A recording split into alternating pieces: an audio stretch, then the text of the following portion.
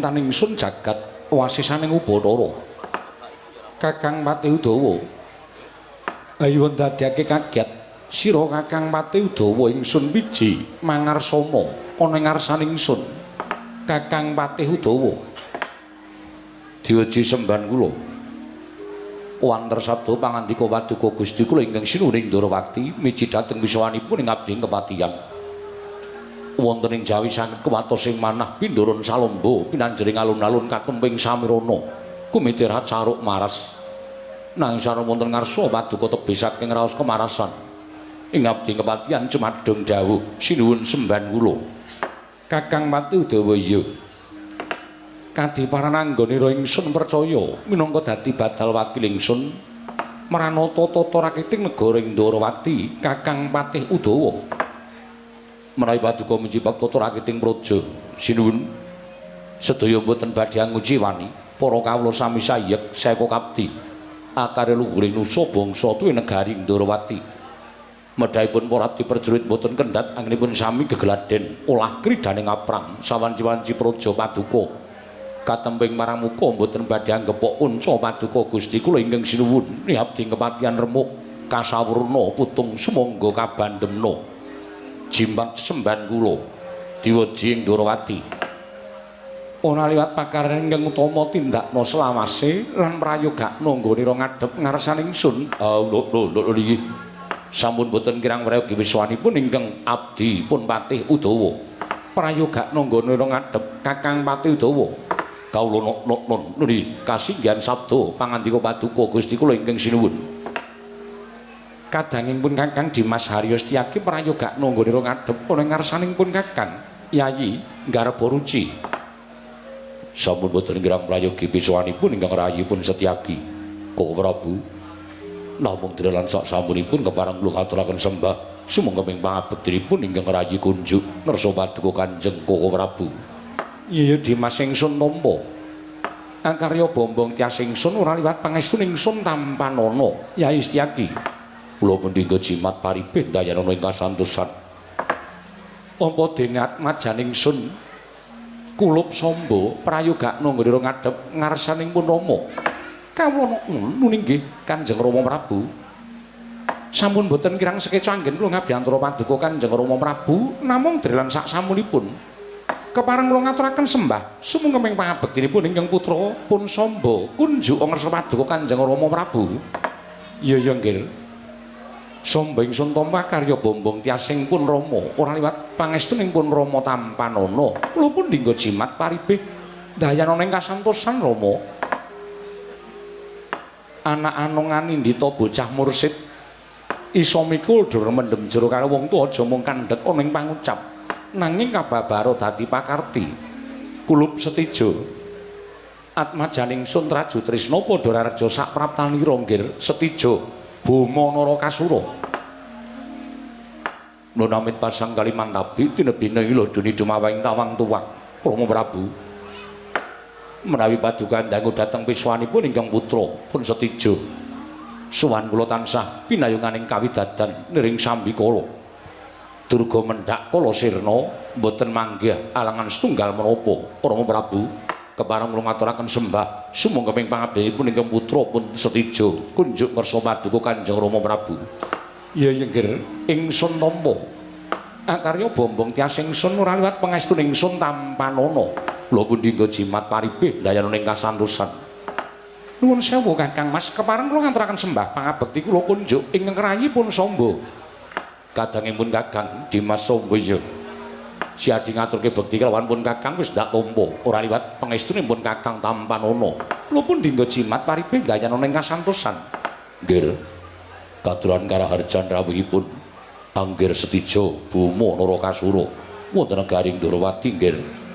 Paman Setyaki tansah pinantu ing suka basuki sowan kula. Niring sami kula ngaturaken bekti kula kunjuk paman. Kula tampi dawah sami-sami.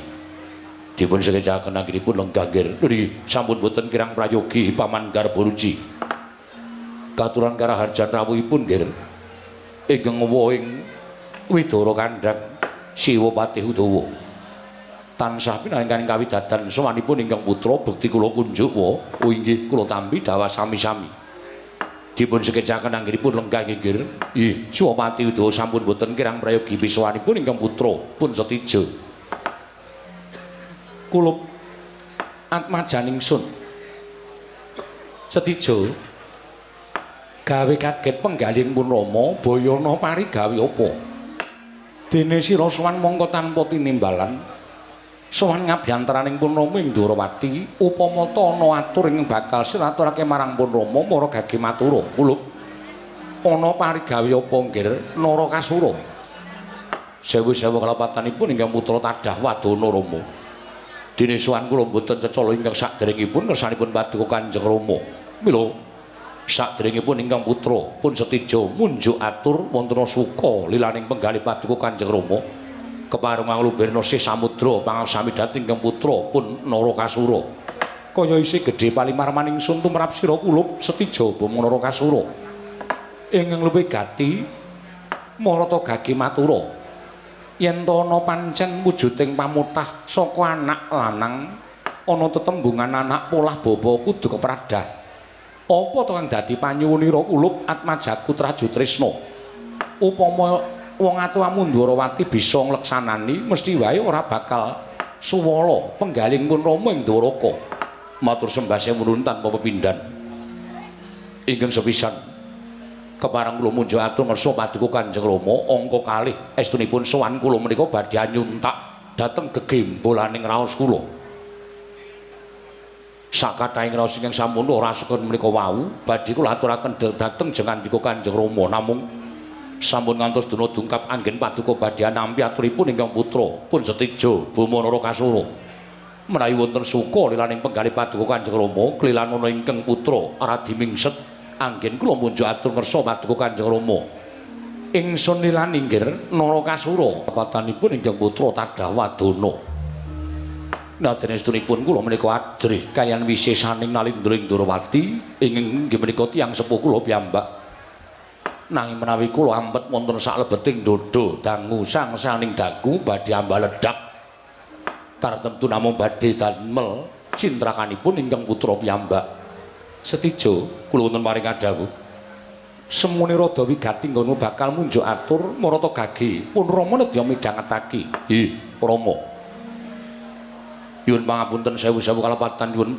duging samudra pangaksami ingkang sepisan jagat menika sampun dados paseksen sedaya para kawula Ndwarawati lan Traju Tresna miwah titah sak donya menika sampun sami priksa bilih setija menika putra pambayunipun Nalindra ing Dwarawati panjenengan menika tiyang sepuh kula piyambak panjenengan menika sudarma kula ing wajib kula aosi ing wajib kula bekteni namung mugi andadosna ing kawuningan estunipun raos menika sampun dangu kula raosaken ingkang saknyatanipun nadyan kula menika sampun dipun kondhangaken putra ing Dwarawati nanging pangraos kula jebul sak mangke raosipun ingkang putra ing Traju Tresna nadyan kula menika anak Ratu Ndwarawati ning rasa kula kok kaya dikualonake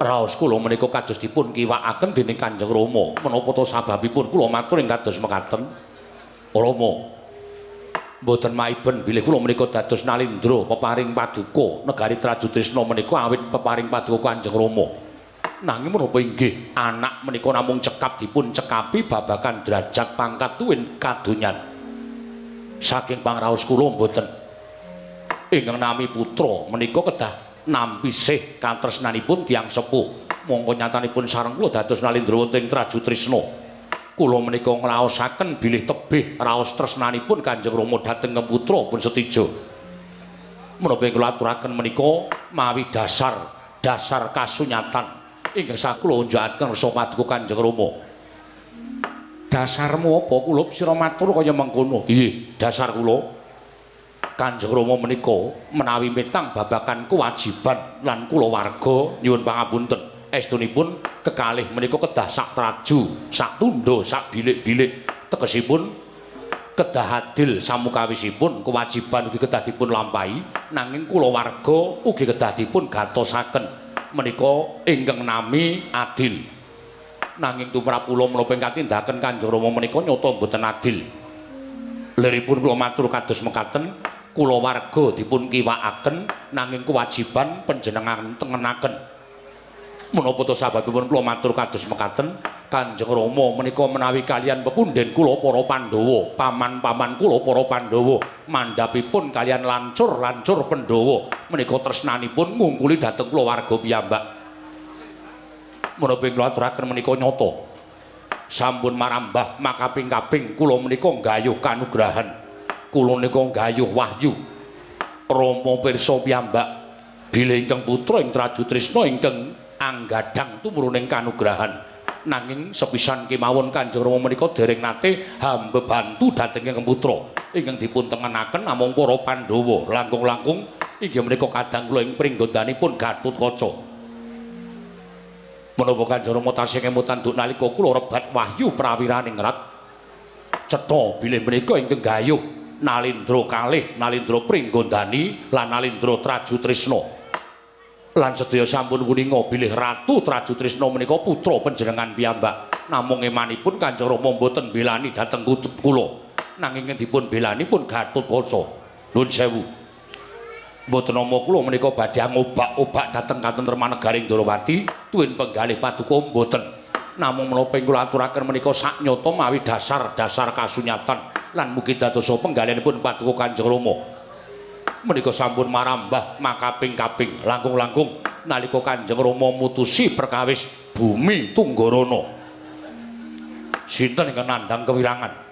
Ingkang nandhang wirang ingkang putra pun Setija. Nalika semanten Kanjeng Rama bebantu dhateng para Pandhawa. Menapa boten ateges panjenengan Kanjeng Rama menika sampun wungsal wangsul ngorek-orek dhateng ingkang putra piyambak pun Setija Buma Narakasura. Mila babagan perkawis menika kula menika namung nyuwun pengadilan. Kula menika namung nyuwun sepados Kanjeng Rama menika madheg jejeg minangka dados tiyang sepuh ingkang sagedipun pundi-pundi ingkang sagedipun sembah. Dinten sak mangke anggen kula nyuntak dhateng kegembolaning raos kula menika kula jumbuhaken kaliyan menapa ing badhe kula gayuh. Kula nampi sasmitaning Jawata bilih rikelenggan sak mangke dewa badhe matedhakaken inggih menika Wahyu Senopati. Kula sampun sowan Kanjeng Hyang Nagaraja. Dawuhipun Kanjeng Hyang kula kedah matur dhateng ngersa paduka Kanjeng Rama. Sak gedhagan menika menawi Kanjeng Rama tasih ngawrataken dhateng para Pandhawa. Menawi Kanjeng Rama tasih ngawrataken dhateng lancur-lancur Pandhawa sampun boten wonten ginanipun pendak dinten kula asok bulu bekti glondhong pengareng-areng lan sampun boten wonten ginanipun Setija menika ngaosi dhateng pepodo paduka Kanjeng Rama. Puluh boten wonten gunane kula sowan wonten Negari Ndrawati nek nyatane anggen kula deku-deku menika botenipun anggep dening jengandika Kanjeng Rama Prabing Ndrawati. Menawi jengandika boten saged asung sak biyantu dhateng putra pun Setija anggenipun gayuh Wahyu Senopati. Supados sak mangke badhe kula lokaken wonten ing jagat Ratu Ndrawati madeg dhewe, Traju Trisna madeg dhewe, ora ana tancepe bapak karo anak. Sineba sanggaring para kawula semanten kadhahipun mbok inggih menawi wonten perkawis kula warga dipun rembag madaning kedaton pepanggihan catur netra. Menika sami kemawon jengandika angger Setija menika memirang dhateng Kanjeng Rama inggih menika Koko Prabing Ndrawati. Tur malih menapa jengandika ngendikaken menika leres tumrap panjenengan nanging boten leres tumrap bebrayan tuwin boten leres tumrap ingkang Rama ing Ndrawati. Paman nuwun sewu. Kula boten rembakan dhateng jengandika paman. Sowan kula menika sowan dhateng tiyang sepuh kula. Sampeyan boten sah melu-melu perkara niki. Niki perkarane anak karo bapak. Yen pancen bapakne wis ora mituruti kekarepane anak, ganane apa kula ngabekti karo wong tuwa. Menawi ngaten jengandika tegesipun badhe wantun dhateng tiyang sepuh. Nek wong tuane wis ora ngerti karo anak, gunane apa tak ngabekteni, gunane apa tak aosi. Yen perlu Setija wis dadi ratu ning Traju Trisna. Aku ora wedi karo sapa-sapa, nggih. Rawuhipun angger Setija menika ateges namung badhe damel geger kawontenan Negaring Ndrawati. Monggo nyatanipun sencaki menika sinambiran pakaryan minangka dados Senopati. Nek pancen ngarep bebudhek banyu bening kahanan Negaring Ndrawati, mungsuhe dudu Ratu Ndrawati nanging mungsuhe Senopati Ndrawati. Kula wis wani tekan kene ora wedi karo sapa-sapa. Sapa sing parangi karepe Naraka Kasura ya Setijo rawe-rawe badhe kula rantas malam-malam badhe kula putung. Lah ingaten boten wonten iki papanipun tiyang neter kadigdayan. Ora usah dadak mubal babal kanepsa ning sira Yayi Setyaki. Sirepen nganggo tirtaning kesabaran. Sirepen Yayi. Yen to nganti katemaning kaya mengkono iki mengko kriwikan dadi grojogan, geguyon dadi tangisan. Nyuwun mapunten. Sampun boten kiyat ngampah dhateng seseking raos kula. Kula sampun boten saged kiyat nduwa dhateng mubal babalipun manah kula. Koko Prabu sewu kalepatan diagung pangasami. Ora dadi ngopo. Perkara iki wajibe dirembug ing apik-apik aja nganti dadi daredah antaraning kulawarga. Mengko ndak ora prayoga. Nuwun sewu Kanjeng Rama. Dinten samangke kula nyuwun keterangan ingkang gumathuk lajeng kados pundi anggen paduka nggadahi kesagahan. Duwen anggen paduka badhe paring dawuh sagah lan botenipun bantu anggen kula gayuh wujuding Wahyu Senopati. Koko Prabu Setyaki piye? Kedah nglenggahi bawa laksana nyuwun pangapunten nadyan menika putra ning nek pakartine ora becik mestinipun panjenengan tiyang sepuh kedah ngemutaken sing jeneng anak wis mukti ngawi bawa Nyakrawati luwe-luwe wis dadi ratu kudu nglungguhi tembung opor bebek mentas awake dhewe aja gampang sumendhe marang panguwasaning wong tuwa wis dadi ratu wis mangreh para kawula nggayuh apa-apa dadak sambat wong tuwa. Apa awake dhewe lempoh, apa awake dhewe ora iso sumagang, apa ora iso mikir. Ing atase wis dadi ratu kok dadak njaluk pambiyantuning wong tuwa. Iya, Dimas pun Kakang ngerti. Tan samar pamoring sukma sinukmaya winah ya ing ngasepe. Sumimpen telenging kalbu pambukaning warana.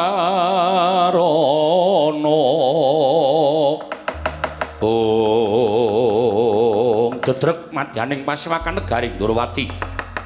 Nalika semanten dintrem sadaya para nayaka tumungkul ing Kisma jerih kelawan wisisaning nata ing Dwaraka. Midhanget aturipun Alendra ing Traju Trisna Prabu Setija Bama Narakasura. Nalika semanten dadya kodheng sutane ngalih nata ing Ndrawati kedadak geger njaba. Apa to kang dadi darunane? Ora ana macan krangke Gajah Medha saka wantilan kejawi namung utusan saking negari Ngamarta nenggih putra ing Jodipati satra ing Jangkar Bumi Raden Hanantaraja ingkang ngrepeh pindha sata matarangan. Niwang sukmana madi luwih ana sasmintaning sun jagat wasisaning Ubatara. Ora pangling iki kaya sawaniat majaning sun Jangkar Bumi Antarja. Nggih bocah bagus padha kanthi harja sapraptanira kulub naga Bagindo. Nunamit pasang kaliman tapi dinebina iki lho dene dumawahing tawang tuwang. Kanjeng Prabu ingkang putra sowan kepareng kula ngaturaken sembah sumeng keping pangabekti kula kunjuk sandhapada paduka Kanjeng Prabu Ndrawati. Ya kula ingsun tampa karya bombong tias ingsun ora liwat pangestuning ingsun tampanana lha pundika jimat paripih dayana ing kasantosan. Kadangipun Kakang Dimas Antarja padha rarja samratamu Yayi. Nggih Kakang Mas. Kakang Mas Ombo tansah pinanggan kawidadan sowanipun ingkang rayi kula ngaturaken sembah pangabekti kula kunjuk Kakang Mas. Iya Yayi ndak tampa pangestunipun Kakang Tampanana. Kula pundhika jimat paripih dayana ing kasantosan. Nggih. Katuran karaharjan rawuhipun Anggir Antarja. Paman Setyaki winantuing Suka Basuki sowan kula. Kepareng kula ngaturaken sembah pangabekti kula kunjuk dipun sekecaken anggenipun lenggah. Sampun boten kirang prayogi paman. Nggih katuran karaharjan rawuhipun Anggir Antarja Siwapati Udawa Wilujeng bekti kula kunjuk wa kula tampi dipun sekecaken. Sampun boten kirang prayogi anggen kula ngabiyantara Kanjeng Wapati Udawa. Antarja wonten timbalan Bu. Ana wigati apa nggih kula? Yen to pancen diutus dening pepundenmu Pandhawa mara gage matura. Wigatine apa? Nanging yen to sowanira iki saka karsanira pribadi mara gage matura ingkang tetela. Awakming Ndrawati nedya nganglungke jangga nilingake karna. Sampun dipun parengaken munjo atur wa. Iya wis ndak keparengake nggih. Nggih, matur sembah nuwun. Ingkang sepisan ngaturaken sembah pangabekti ndungkap angka kalih. Sowan kula menika wale-wale menapa? Mboten saking ingkang putra piyambak anggenipun gadhahi pikajengan sowan ngersa paduka Kanjeng Prabu namung dapur dipun utus inggih menika pepunden Pandhawa mliginipun Kanjeng Rama Jodipati.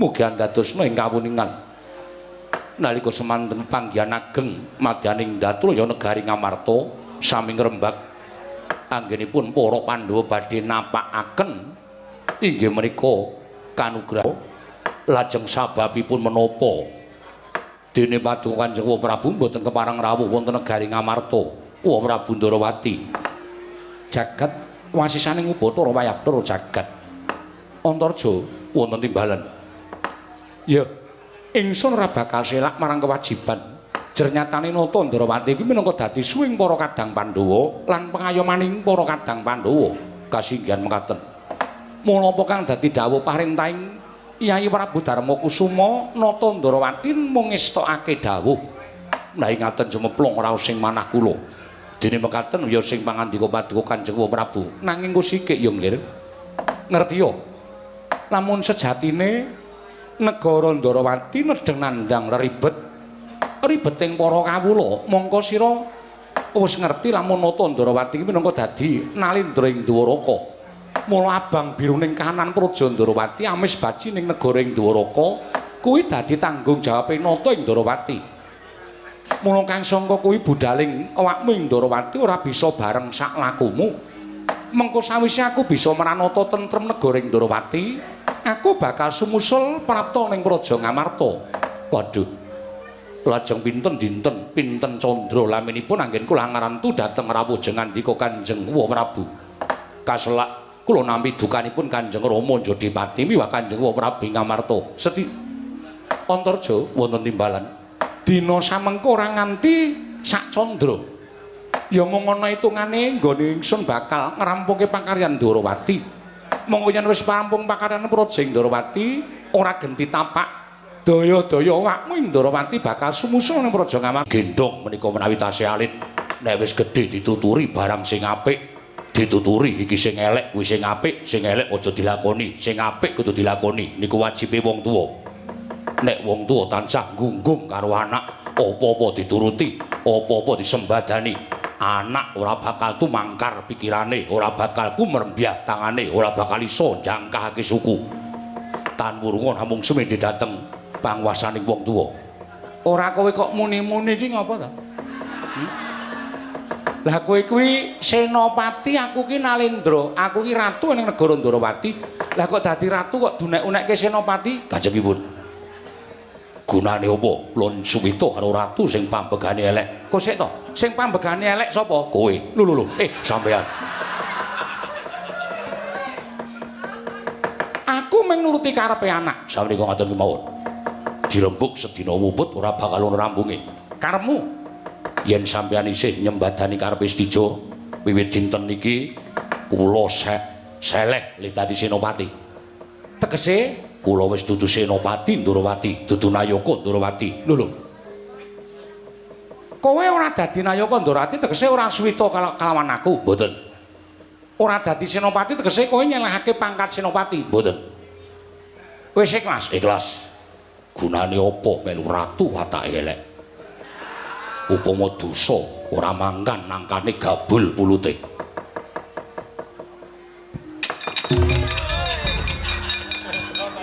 Udawa ngapa kok namung pindah nggen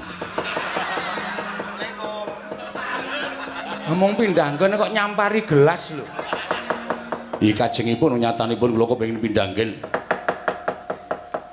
napa sing dikendikake Kyai Mas Tyaki menika tumrap kula leres sanget Mila dinten samangke mboten namung setunggal nayaka sing ora cocok karo pambeganing Ratu Ndarawati.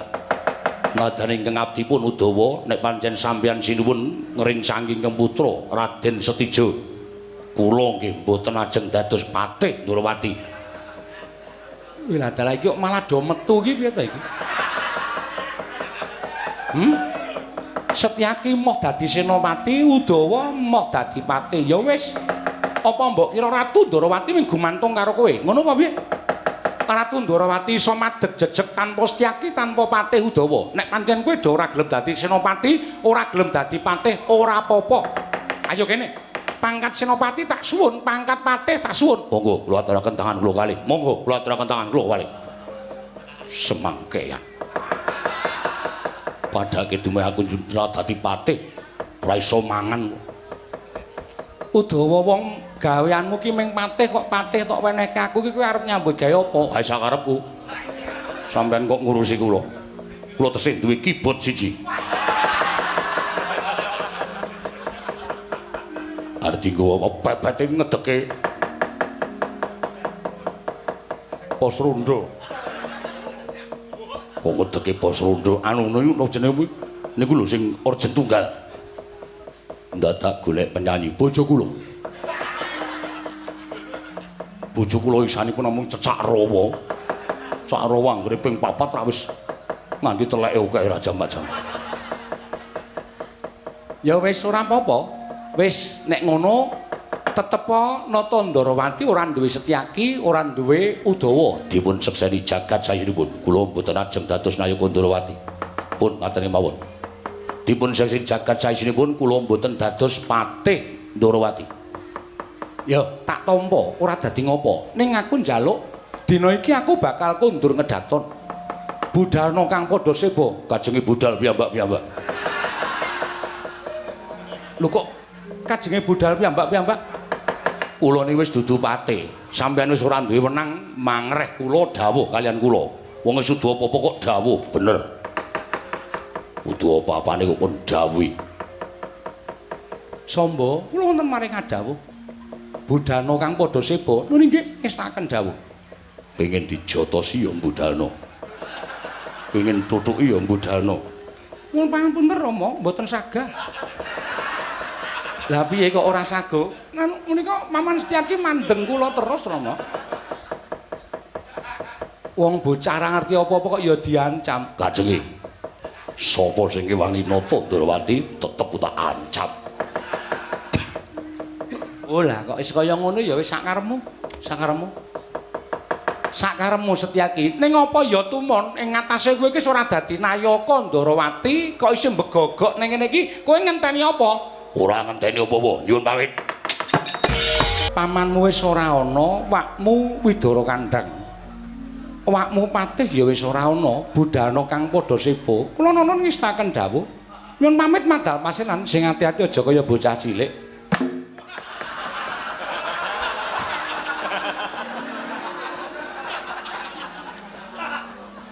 Menapa pendhapi menika reget nggih Rama? Lah ngapa to? Kok wonten krikil ingkang tekan mestakanipun ingkang putra?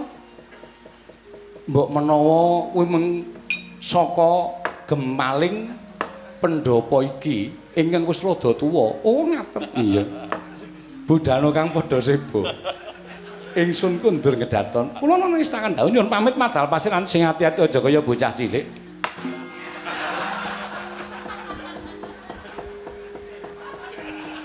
Kakang Udawa kuwi nang kono ki ngopo? Nika lho mbandemi Anggir Samba niki. Kira-kira budalke padhe kok plinteng saka kene. Nyuwun pangapunten Rama, menika kok saking manginten kula pokal damelipun Siwa Patih Udawa. Karang wakmu Widara Kandhang kae ketoke patih ning kelakuane kaya dene kawula. Lah kae apa? Kae apa wis konangan galuh-galuh. Aling-aling ana ing tembok pisowanan kae galuh. Ora ta ya dadak nganggo brangus barang cangkeme.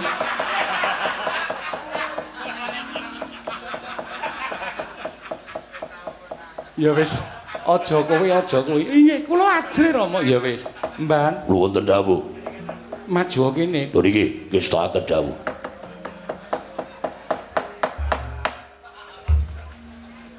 Samba ora wani mbudalke wadyabala, kowe tak dawuhi mbudalke wadyabala wani ora? Wantun. Ning yen ana tantrimane Patih Udawa apa dene Setyaki? Raden Setyaki menika menawi kula percaya digdaya. Patih Udawa menika digdaya nanging sinuwun boten prisa. Senjaki menika kawonipun kaliyan kula. Lho, apa iya? Nggih. Utawa menika kawonipun kaliyan kula. Nate Raden Setyaki menika kula tindhai boten isa napa-napa. Ming tangane tok sing kiwir-kiwir ngaten.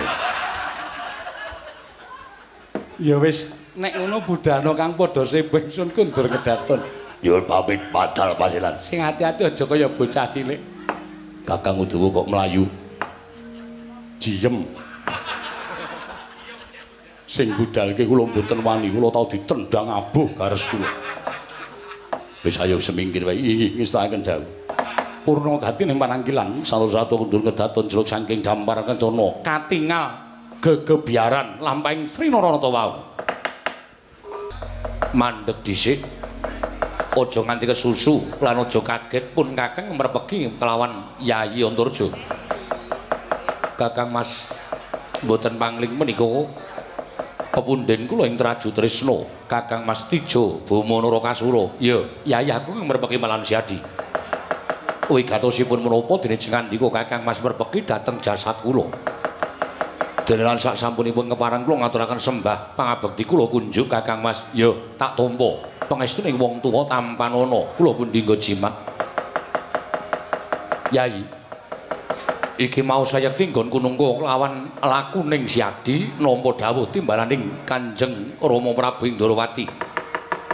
Ingkang wigati aku diutus dening Kanjeng Rama Prabu Indrawati lampun kudu menehi ngerti kelawan sira Yayi Antarja. Yen to Kanjeng Rama Prabu iki mau akeh pedamelan sarta kewajiban sing ngurung isa dirampungake.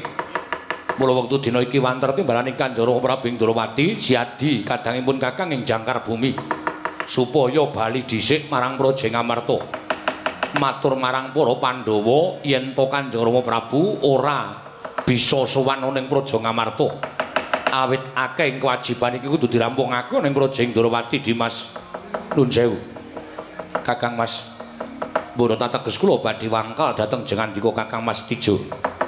Namung wanter sabdanipun Kanjeng Prabu Indrawati bilih kula kinenteng nggawa wonten ing alun-alun.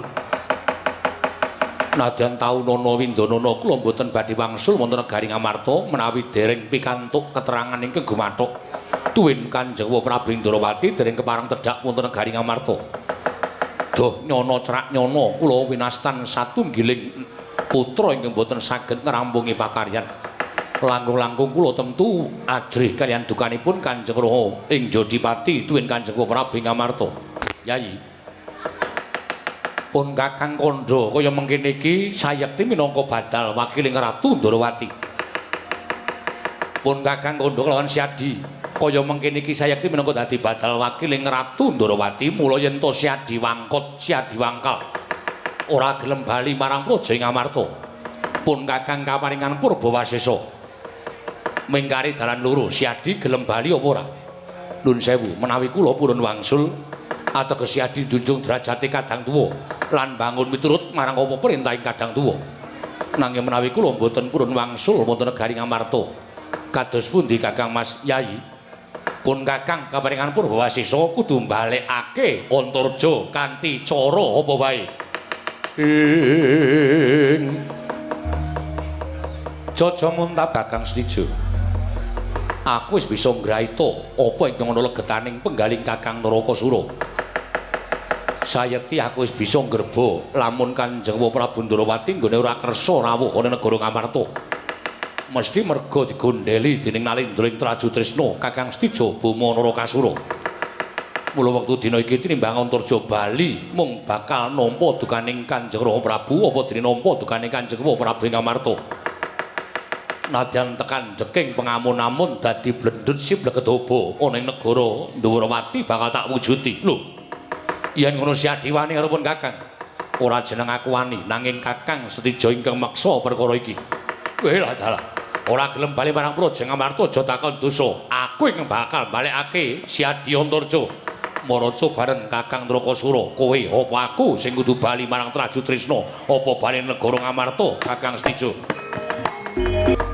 Kula waspaosaken saking katebian Angger Antarja ingkang sekawit saged unggul juritipun kaliyan Anggir Stijo teka sak mangke lajeng mundur brangkang menika wonten menapa gumun raos ing panah kula paman ing mestinipun nyembur menika kula jer kula menika wayahipun Hyang Ananta Boga nanging sareng kula dipun sembur dening Kakang Stijo dadanipun ingkang putra ing jangkar bumi kraos panas lha kok dados Kakang Stijo menika ki nggadahi daya kemanden wujud upas Dun sewu panjenengan menika wayah dewa wontene Anggir Stijo menika ugi wayahipun Hyang Nagaraja mila mboten aneh menawi ugi kagungan daya kemanden wujud upas malah ingkang kula gumuni panjenengan menika ingkang tus wayah Jawata ingkang wujudipun naga kenging upasipun Anggir Stijo kok mundur mbrangkang menawi cara kula isin dipun wales mawi daya kekuatanipun Anggir Antarja ingkang wujud upas anta menika digdaya dipun tamakaken menawi ngantos Kakang Stijo mangke alit mboten enget agengipun pejah mati ya wis lho panjenengan menika rak pamanipun to rak wau sapunika kula sampun dados tiyang bebas tegesipun tiyang bebas kula menika sampun boten dados Senopati Ndarawati sebabipun amargi sinuwun Ndarawati ngrencang yat majanipun mila kula boten cocok kula boten mathuk nek pakartinipun sinuwun Kresna menika nalisir saking anggra-anggring kautaman kula boten ajeng dadi Senopati Ndarawati kula sampun dipun lereni le dadi Senopati kula nggih pun boten dados pati lho nggih nek wonten lowongan kula dilebokke nggih.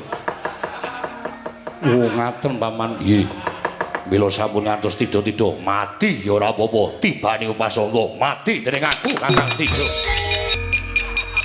Sampeyan niku ditanggap wong kok ora serius. Kok mboten serius pun diwa-dawa. Perang niku rak ya sing tenanan kok ming anggere sampeyan Anggir Stijo ngletak, Anggir Stijo sampeyan ngletak. Senengane kok ming ngapusi wong. Perang kok ming kaya gusah kucing. Nai menika ndawahaken daya kemanden. Lajeng dos pundi nggih? Nyatanipun kula adu pas kalian Kakang Stijo. Oh Patih. Kakang Stijo menika digdaya nek cara kula putra Jodipati niku ora duwe watak, watake kalah yen wis tekaning pati. Nek nganti sampeyan kalah karo Anggir Stijo nampa dukaning Keng Rama Raden Werkudara nek cara kula isin. Selagine Keng Rayi nek ana perkara karo Ratu Trajutrisna mesine dawuh Garut ora iso ngalahke kakangmu Trajutrisna, Pak gecek ndasmu. Niku Keng Rama. Inggih wa. Lah inggih. Napa sampeyan ajeng kalah karo Keng Rayi? Keng Rayi nek mungsuh Raden Stijo kemawon lahir batin, apa kakane ora lahir batin? Dumugine pejah badhe kula lampahi. Maju malih nggih, sedika ngestaken dawuh. Piyambakipun ndhawahaken upas, kula ya ndhawahke upas, ya nibake upas. Nandhang sami piyambakipun radi ketemper. Kaget ati kula. Kagetipun mboten kanika nyono-nyono jebul Kakang Stijo nyokot. Kula dipun cokot kuping kula ngantos mboten nenget menawi mboten mundur tertentu kula pejah. Anggir Stijo nyokot. Inggih paman, legah kula piyambak. Isin nggih. Anak ratu dik kondang kok nyokot. Rampungi dhewe. Padane aku wedi. Batin pancen sencaki ngewangi Antarja. Nek Antarja le perang mung suwe culika tumindahe sencaki ora trima. Nek perang ki adu atos sing balung leting kulit kok nggunakake siung. Cah bagus kok nyokot. Turun bapakne. Mula bapakne bojone telu. Sithik-sithik nyokot. Ayo, tangyo legane atiku. Sencaki sepel. Sing turun bapakne sapa? Nika napa lare kan nika. Setyaki. Setyaki. Lho wonten dawuh. Ayo mrene. Mrene. Wonten dawuh. Aku tak takon karo kowe. Iki sapa? Anggir Stijo. Anake sapa? Anakmu. Lho. Putramu. Iki putraku, kowe kuwi pamane, kowe iki adikku. Lah kok dadi kowe nutuki Stijo sak penake dhewe iki karepmu piye? Karepmu piye? Mboten pripun-pripun. Kok ora piye-piye dasarmu apa? Dasar kula wis dudu Senopati Ndorowati. Tegese kula wis dudu adi sampean. Nek dudu adine njata sapa-sapa bebas. Lho. Bebas piye? Iki anakku, nek nganti kowe miloro anakku bapakne ora trima. Lho, nek bapakne ora trima ngejak apa? Lho. Semangkean. Sesuk mulai iki nek ngajari anak nek perang ku rasa nyokot. Anggir Stijo nyokot, Anggir Antarja mundur.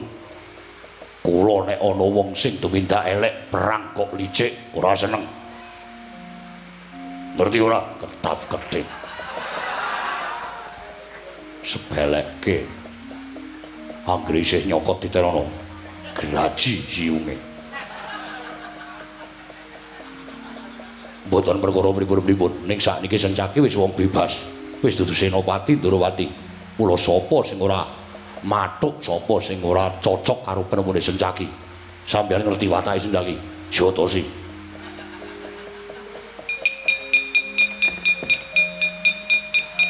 Nuwun sewu.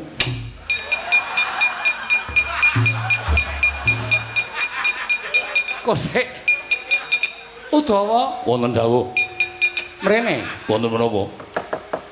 Kowe teko-teko kok njata Setija iki ngopo? Salahe nyokot. Sing dicokot sapa? Anggir Antarja. Anak Ratu Kondang kok nyokot. Nyokot ki ya kena ning ndelik. Nyokot kok weruh wong akeh. Ora sopan. Lah kowe kok terus nuthuk Setija? Ame nuthuke salah ya apa? Apa ora entuk nuthuk? Luwih becik nuthuk gamelan tinimbang nuthuk. Ayo. Weleke ora. Gugu ngarepe dhewe. Malah do gendak sik ora karo nak kono nang Setija. Tangi, ayo rada ngedoh saka negara Ndorowati Setija. Kowe tak jarwani cah bagus.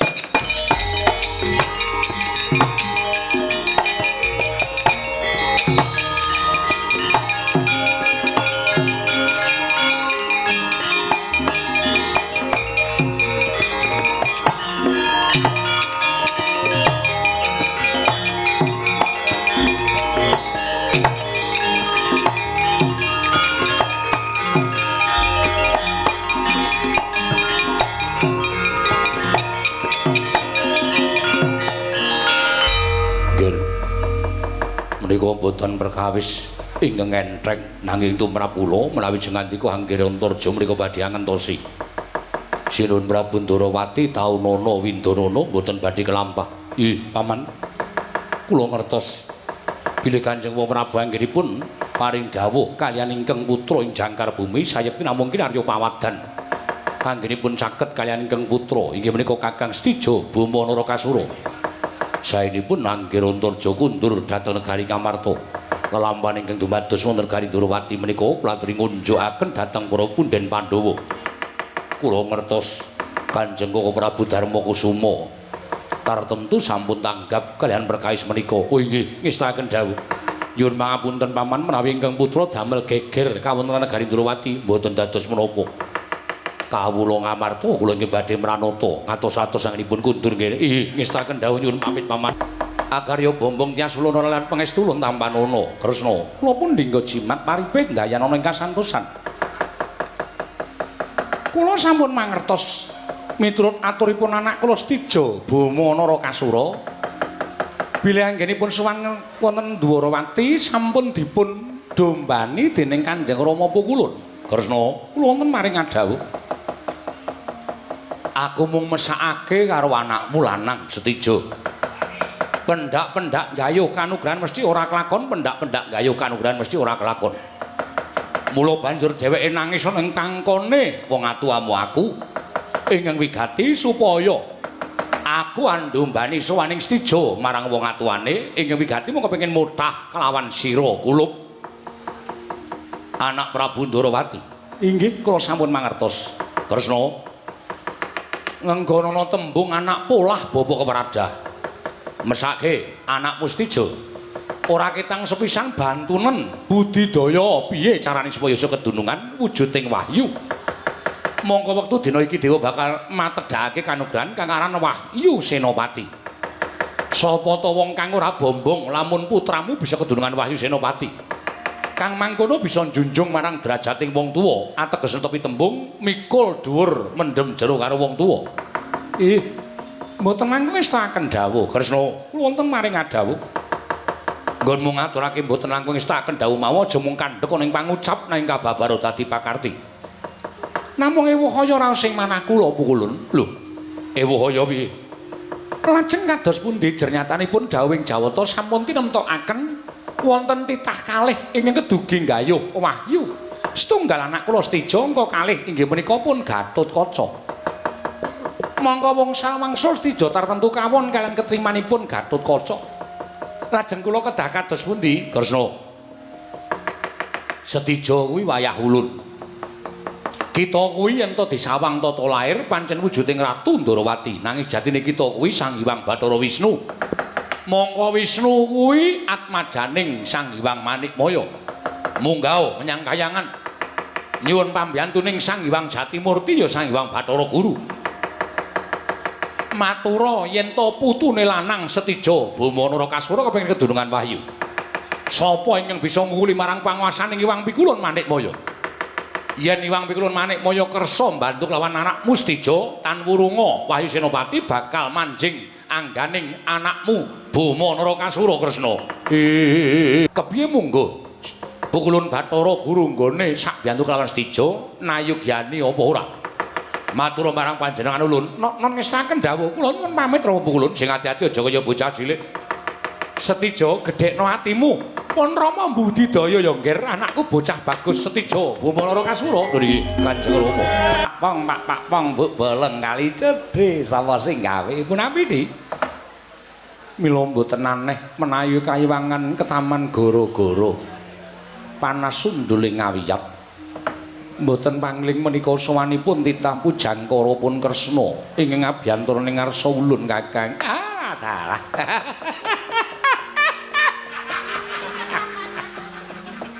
Ayo menika Kresna ingkang sowan.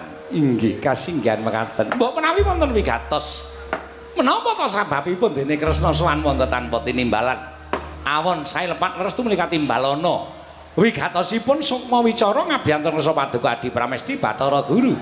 Kakang Narada lenggah ingkang sekeca. Ayo ngestaken dawuh.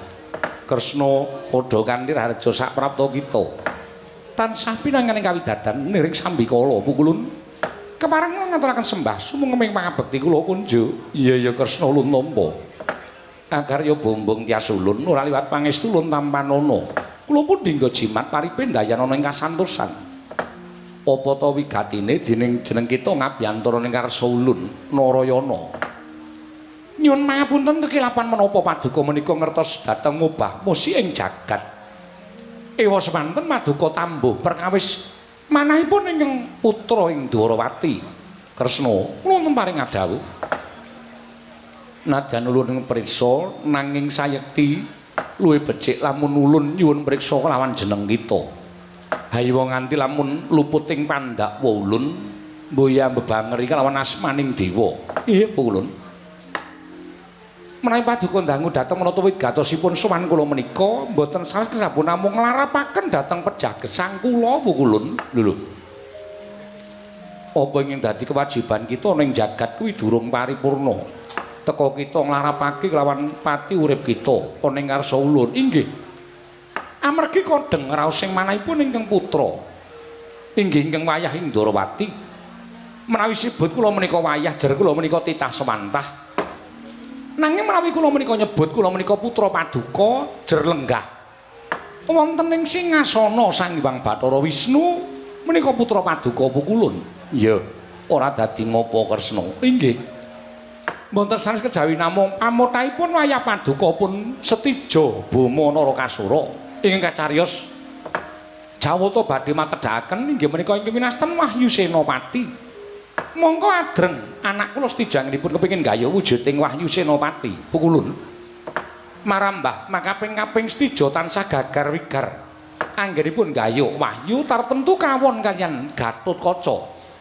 Mila dinten sakmangke tumunten sowan dhateng negaring Ndrawati ingkang wigatos nyuwun senjata pitulung dhateng ingkang putra Pandhawarawati inggih Kresna.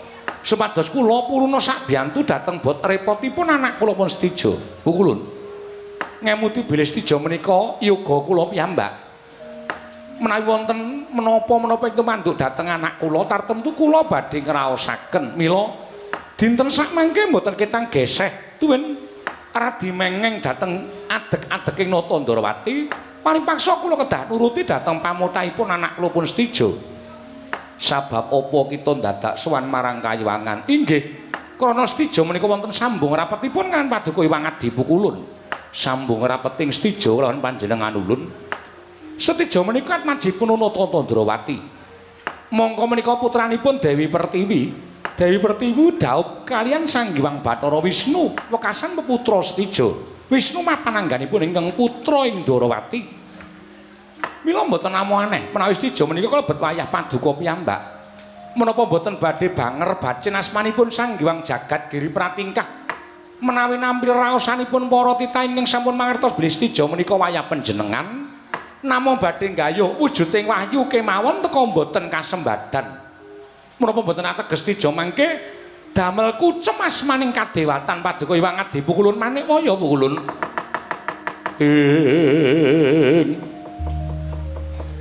Ana dewa yen untuna wong ngaprang kasangsaran.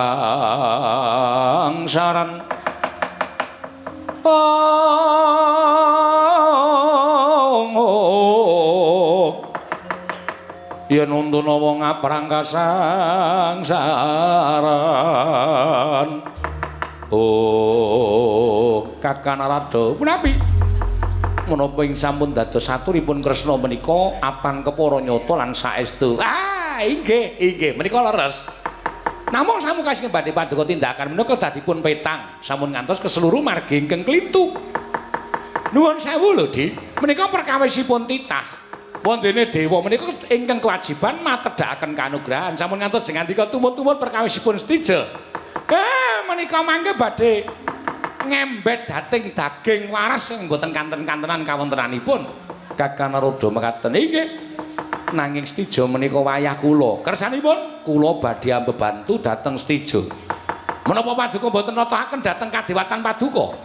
Menika mangke perkawis kula bener luput ala becik badhe kula tanggel Kakang. Dalah. Inggih, monggo. Namung nuwun sewu menawi sampun wonten pangandika Paduka ing kados mekaten kula namung tunggak waru godhong dadap.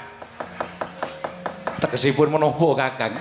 Tegesipun rada mboten melu-melu garap amargi dereng ujian. Mekaten kae nggih, mboten melu-melu garap. Menawi wonten menapa-menapa kula aturi nanggel piyambak. Menawi wonten bot repotipun Kayuwangan awit saking pangertenipun Adi Pramesti Bathara Guru, monggo kula aturi nanggel piyambak. Inggih, mangke kula ingkang badhe nanggel Kresna kula wonten maring dawuh. Muduna ana ing jagat yen pancen wayah ulun Setija Bama Narakasura wani lan saguh bakal kedunungan wujuding Wahyu Senopati, ulun dawuh lumantar jeneng kita. Caketana negara ngamarta lan matura kelawan paman-pamaning Pandhawa kabeh lamun supaya nyandhet apa kang dadi gegayuhane Gatotkaca nggone gayuh Wahyu Senopati. Lamun to Setija wani nyandhet apa yang dadi gegayuhaning para Pandhawa ya kuwi nggayuhake Gatotkaca Wahyu Senopati tanpa ora ana ing bakal ngraridu marang apa kang dadi sedyaning Setija. Nanging ngaten kula nyuwun pamit madal paselan sing ati-ati aja kaya bocah cilik. Sak budalmu ulun tumuli tedhak ana ing Janaloka mbantu kelawan Setija Bama Narakasura. Waduh, ulun maturaken panuwun ingkang tanpa pepindhan. Nek ngaten tumuli kula nyuwun pamit madal pasilan sing ati-ati aja kaya bocah cilik. Wong kula rada kula nyuwun pamit. Ayang Naga Raja sampun paring pangestu dhateng kula. Stijo wonten dawuh Eyang. Mara gak rungokno dawuhing wong atuamu. Yen tanggomu bakal nggayuh wujuding Wahyu Senopati mau ora mung Puneyang lan ramamu Ndarawati ing sabiyantu. Nanging bakal dibantu dening eyangmu Sang Hyang Jagat Girinata yen lumah bakal kelakon nggih. Waduh. Ngaturaken panuwuning tanpa pepindhan. Dene Hyang Pukulun Manikaya sampun kersa sabiyantu dhateng kula. Stijo wonten dawuh. Ning aja enak-enak kapiye enak ya nggih. Wanter sabdaning Hyang Pikulun Manikmaya lamun dina samengko saya enteng lan saya gampang nggonmu bakal kedunungan Wahyu Senopati. Lamun saiki kowe wani sowan ning negara Ngamarta lan matur karo paman-pamanmu Pandhawa supaya nyupet gegayuhane nggone bakal ngrebut Wahyu Senopati lan nggayuh Wahyu Senopati. Yen pamanmu Pandhawa kleren nggone ndombani Garukaca dengan Wahyu Senopati nggih. Dinten menika Rama. Iya, saiki nyuwun pamit tambahi pangestu. Ulun nyedhaki negara Ngamarta yen nanti konangan Pandhawa iki mengko mesti ora becik kedadeane. Monggo Pandhawa ki wonge lantip-lantip panggraitane. Piye supaya aja nganti konangan? Menawi katen nderek anu dhateng ingkang putra Ndarawati. Karemu sampun ngantos wujud nata Ndarawati kaliyan Pukulun Nagaraja. Lah wujud apa? Menawi panjenengan tanggap kula aturi nututi dhateng Putra Ndarawati. Ya, tak tututi aja banter-banter Kresna. Kanthi wujud mekaten menika tiang-tiang Pandhawa boten sami priksa. Wah, sing kandha sapa? Arep wujud kaya ngene iki nek wong Pandhawa kuwi wonge lantip panggraitane. Luwih-luwih ragil Pandhawa sing jeneng Sedewa kae. Arep wonge ora tau tampil ke muka. Ning kae pinter waskita ngesti, kae wonge lantip panggraitane. Kanjeng Rama Pukulun sampun ngantos gadahi panyokra boeng kados mekaten ingkang wigati to dipun cobi langkung rumiyin. Dijajal inggih.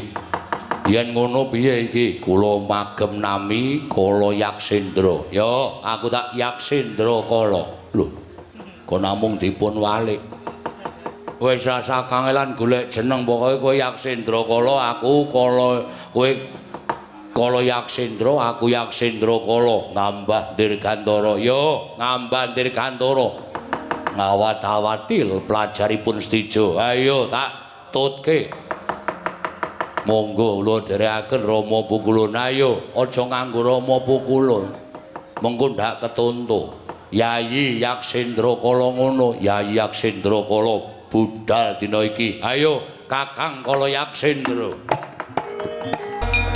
Antasena, ngapa? Sirah kok dikekepi ngapa? Migren. Lah kok migren ki ngapa? Aku ki nek ngetutke pepundhen liyane iki seneng.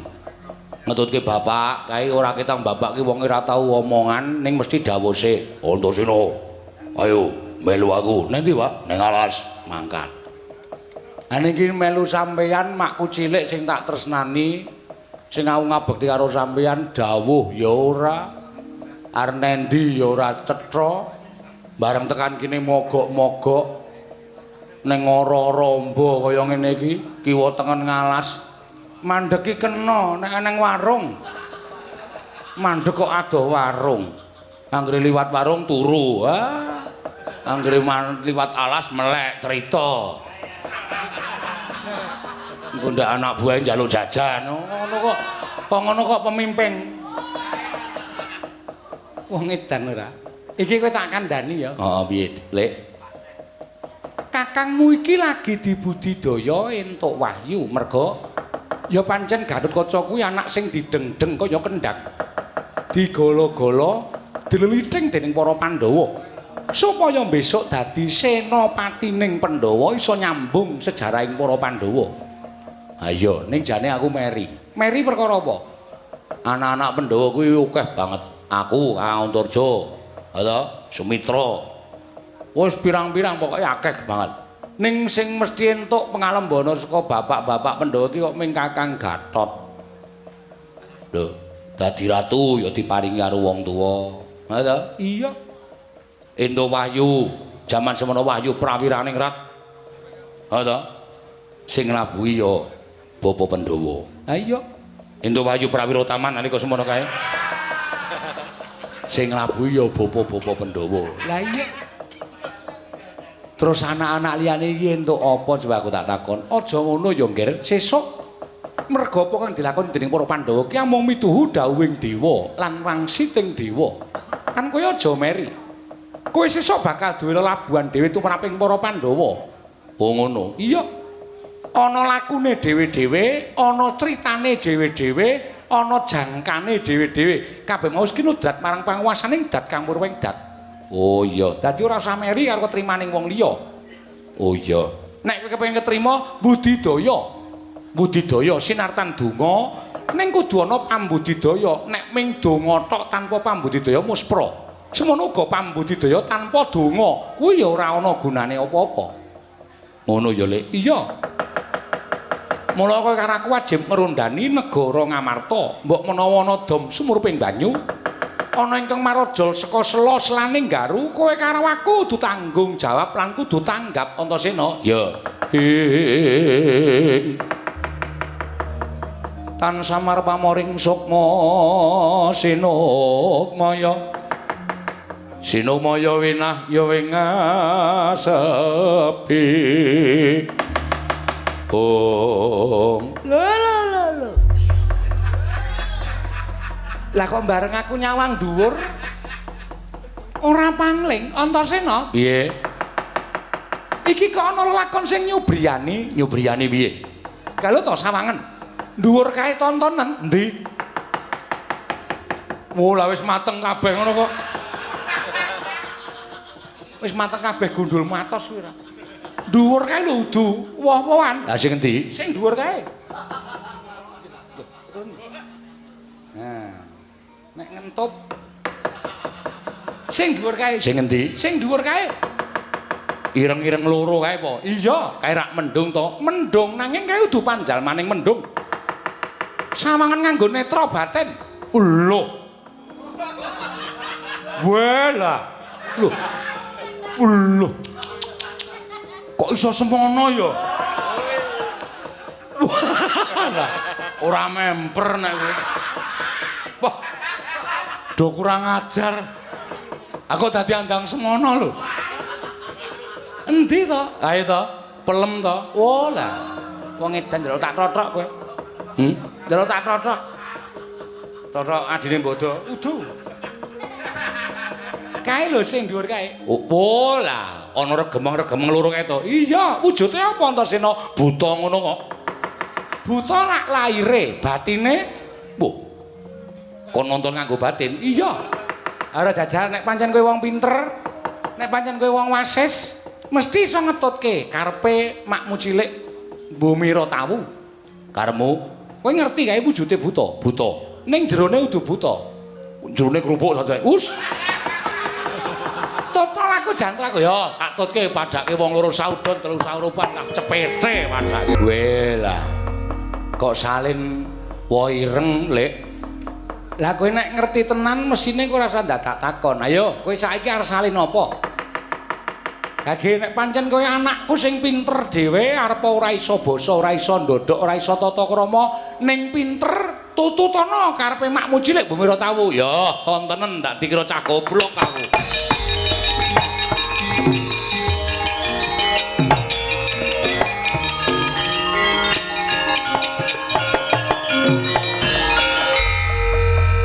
Wasis pinter tenan. Ning apa ya tumon ula kok ngadeg. Ayo bate mandi kok. Ora kaya mengkono to Antasena, aja ngelongok kaya ngono ora apik. Ning ra wis pas to. Pas, wis pinter, wis pas. Ayo ndlosor. Aku iki ndlosor iki gelem wae.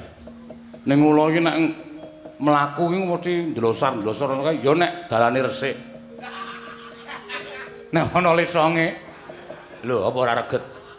Ula iki ra ngerti reget karo ora, tur dasare kula kowe-kowe iki ula ning dewa. Dewa kan nek ula.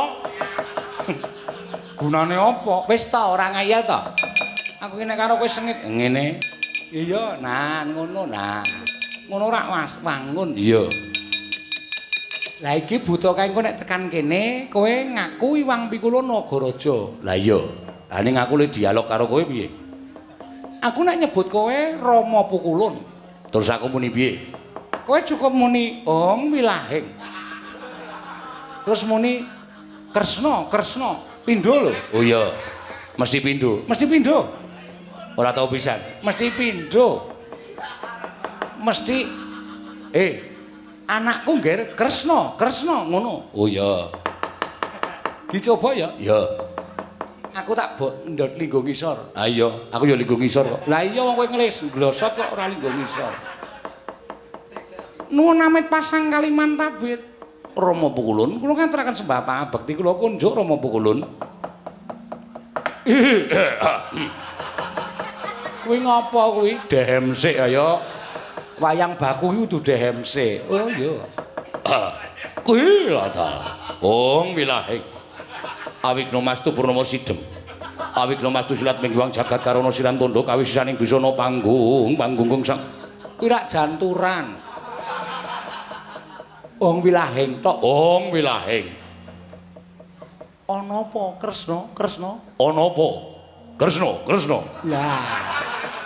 Wangun. Lah iya, Kresna, Kresna. Lah iya. Rama Pukulun. Piye? Nginggil menika wonten yaksa. Lho. Gah aku nek guyu wegah aku. Aku iki senengane ya aneh kok kowe iki. Piye to piye? Nginggil menika wonten buta. Weh lah, Kresna, Kresna. Wonten apa, Pul? Buta loro. Inggih. Bojone do nendi? Lho. Ora bojone. Lah Pak to. Ah, wis ora usah. Gah aku, mah aku tak tinggal lunga lho kowe. Ya ya ora. Sembrono senengane. Iki kowe karo aku ajar imbal pangandikan, tegese omong genti-genti. Ngono. Ah, kowe nirokke MC-ne mau. Omong genti-genten ngono kan. Inggih Rama Pukulun. Ya. Yaksa kalih menika dipun cegat wonten niki kemawon Pukulun. Ya, Kresna, wajibe dicegat wae. Kresna, Kresna. Inggih Rama Pukulun, matur lenggah wonten wingking mriki Rama Pukulun. Ya, Kresna, Kresna, ngestake dawuh. Lenggah mriki Pukulun. Ya, Kresna, Kresna. Ya kadang kala pisan bae. Mo, aku nek ora pindho mo. Kresna, Kresna. Inggih, monggo. Ya, Kresna, Kresna. Lah tenan to. Wong nek arep kewirangan ngrekos. Ampun seru-seru. Pokoke digawe tenang atine. Kresna, Kresna. Wonten dawuh kaget. Ngantos kaget kula, Rama Pukulun wonten dawuh. Kono wong gemermeng ki sapa Kresna? Menika Rama Pukulun wonten yaksa kalih. Weh, lah ta. Ulun sirnane. Mangkir miyen. Ampun kesesa Rama Pukulun. Iya, Kresna, Kresna.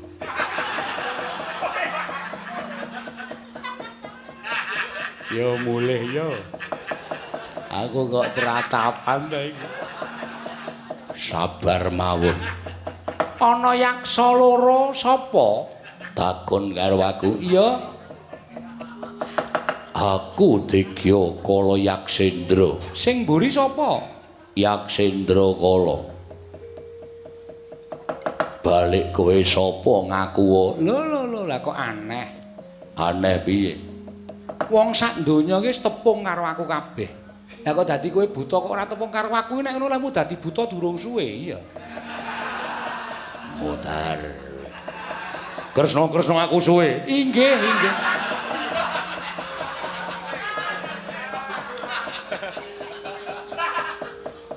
Ayo apa member ana ula kok ndengongok.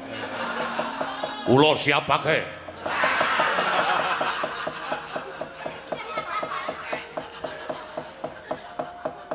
Wah, teratapan tenan. Arep menyang endi kowe Kala Yaksendra? Ya. Niat bakal nganglang jagat. Kowe ngerti ora? Ngerti ora? Iki kebawa keperintah negara Ngamarta. Iki wong kon negara Ngamarta, mula sapa wae sing arep arep liwat papan kene kudu entuk idi palilaing para Pandhawa. Kudu nyuwun idi palilaing para Pandhawa, nek ora nyuwun idi palilaing para Pandhawa wajib tak balekake. Lho. Aku ngambah Dirgantara. Dhuwuring bumi, ngisoring langit Ngamarta kuwi ana tapel watese, aja ngawu gawar ngawur. Lah terus Kowe kudu bali. yen aku meksa mbacut, Apa kira-kira kowe wani karo Nata Ndarawati? Kresna Wonten maring adawuh. Wonten maring adawuh piye butane gelem lunga ora Kresna? Inggih, saweg dipun rembak. Engko nek kedadian regane aku kandhani. Oh inggih. Kresna. Inggih. Gah aku. Ayo ndrosor. Kresna, please deh. Lho. Aku tak ngadeg kene Kresna. Ora kena, mboten kenging. Ora mampu kula niku dewa kok kados mekaten lho. Iya. Wah, yo ngene Kresna. Lah rak ngaten. Yen kowe arep mbacut, kowe kudu ngundurke Nata Ndarawati. Lho, kowe nantang karo aku. Lho mesti wae to wong kowe nerak pacak nerajang angger kok. Apa kowe wani karo aku? Sing tak wedeni apamu? Lena pangendamu hak cokot dadi kuwanda. Oh, tiban pusakaku senjata cakra jeblok wetengmu. Lho, kok sik? Senjata cakra. Iya. Lah apa kowe duwe? Ra yo nyilih kowe sikik. Wah, Ngandel ora. Wong kene arep kewirangan ki werna-werna. Wah, kula mak tratap. Iya aku ya ngerti kok. Bareng kowe muni, lho kowe apa duwe senjata cakra? Kresnane muni nyilih kowe. Kowe bingung le arep melayu. Nggih, aku ya kisinan. Doyak ulane. Mongko le ngoyak melayu kaya menungsa. Buntute dadi loro. Dinggo sikil bareng ngono terus jotosi kaya lah ayo melayu wae. Melayu wae ndak dewane tekan kene dewa Mejenun kae. Woh, lah dalah golek dalan nyangkal putung nggih mawon. ora caturan. Saking senengku Kresna, butane tak jotosi. Wah, Hop. Kanjo awake dubeng-ubengke ora. Antasena. Piye Kresna? Hus. Wis rampung. Lah wis rampung ya salin. Lah ya wong jenenge iki arep butane gila karo aku Antasena. Piye? Nek kaya ngono iku ra ketok banget to sapa sing arep tumindak Angkara Budi Candala. Lah iya. Lho ngawur. Oh iya. Kowe iki dumeh pinter kok arep dadi sapa-sapa lho. Ha iki mangku dadi apa ya? Dadi Ratu Ndarawati Kaka Prabu Kresna kok. Weh lah, Iwang Sukma wis ora aneh-aneh. Ora aneh-aneh kok senengane Iwang Sukma apa? Ah, jan konangan ya, Lek. Lah iya. Terus kersane Lek Ragil. Apa ya? Kersane Lek Ragil piye? Ayo, budal marang negara Ngamarta.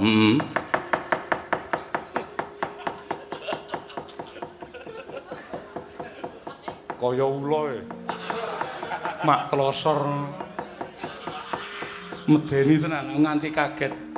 Oh, nggonku dhewe. Ayo budal yo, mak cilik tak dereke. Kakang Yayi Werkudara, apa dene sira Yayi Arjuna? Barep kakangku apa? Wonten pindhaning ngadhawuh menapa Kaka Prabu? Persasat kaya ngenteni sileming palwa gabus kumambanging sira Kresna. Nggonipun Kakang ngangrantu lawan sowaning Atmajamu Werkudara ya kuwi Siya Antarja. Ingkang wis ndak utus paya sowan ning Praja Ndarawati ngwigati ambayongi marang rawing Kaka Prabu Sri Bathara Kresna. Ewadene dina samengko Atmajamu Antarja wis katon sowan ning Praja Ngamarta. Mongko ora marengi rawuhing Kaka Prabu Ndrawati.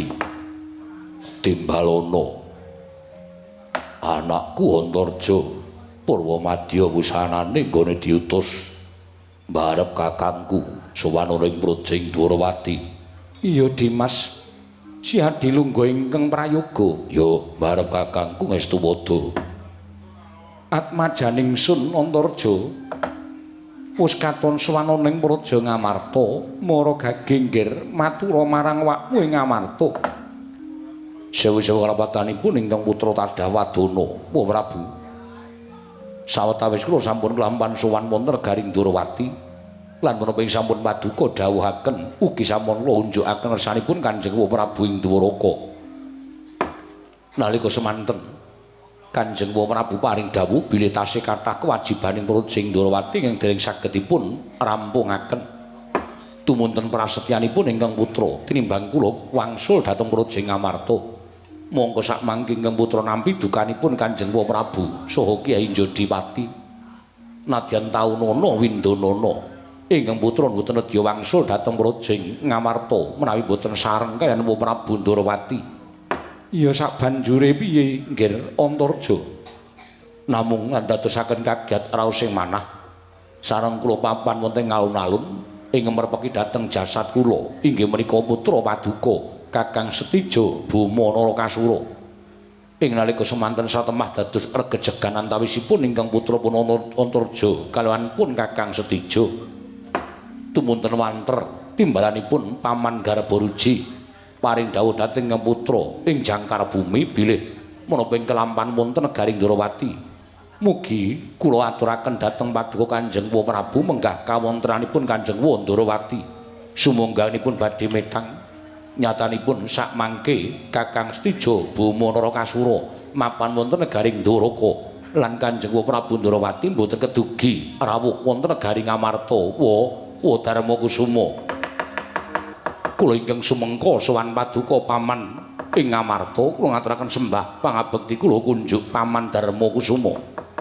Ya nggih kula ndak tampa liwat pangestuning pamanmu Tampanana kula pun dinggo jimat paribih. Ana wigati apa dene sira sowan mangka tanpa tinimbalan sumengka pengawak bajra. Ana wigati apa kulup mara gage matur marang wakmu Darmakusuma. Nuwun sewu. Sawanipun ingkang putra pun Setijo estunipun namung badhe nyuwun kawelasan dhateng paduka paman sak kadang kadeyan. Paman Jodipati, Paman Panengah, Paman Sawojajar, tuwin Paman Bumiratawu. Supados sak mangke keparenga suka lilaning penggalih anyandhet anggenipun badhe paring kanugrahan dhateng pun Gatotkaca kadang kula ing pringgondani. Ngemuti lan kula aturi nyawang dhateng jasatipun ingkang putra pun Setijo. Paman sampun wangsul wangsul kula menika gayuh kanugrahan ewadene cabaring damel gagar wigar tenantuk karya. Sak gedhagan menika kula sampun nampi sasmitaning Jawata bilih nalindring Traju Trisna ingkang putra pun Setijo Buma Narakasura. Pinaringan kaludhangan nedya gayuh wujuding Wahyu Senopati. Monggo kula mireng menawi para Pandhawa ugi ndumbani dhateng kadang kula ing pringgondani. Nedya gayuh Wahyu Senopati. Kula suwun kanthi sanget mugi welasa dhateng ing abdi utawi ingkang putra pun Setijo. Dinten sak mangke kadang kula ing pringgondani kula aturi ngawon lan Wahyu Senopati kula ing nedya ngukup Paman Puntadewa.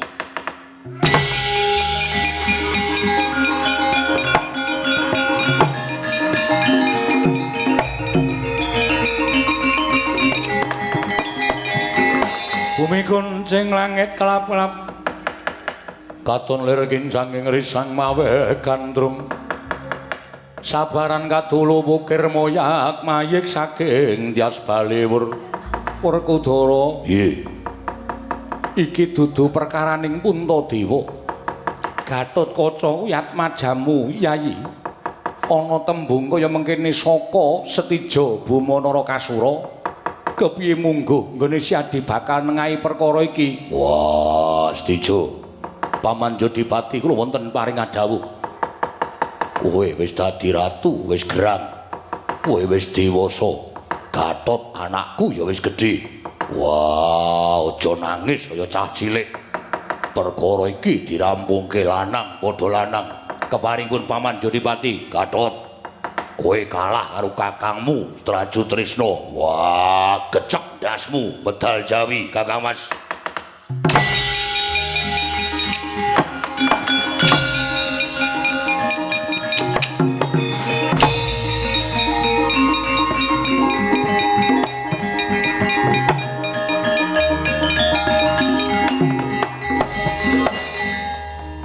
Werkudara kok kaya mengkono nggonmu ngrampungi perkara.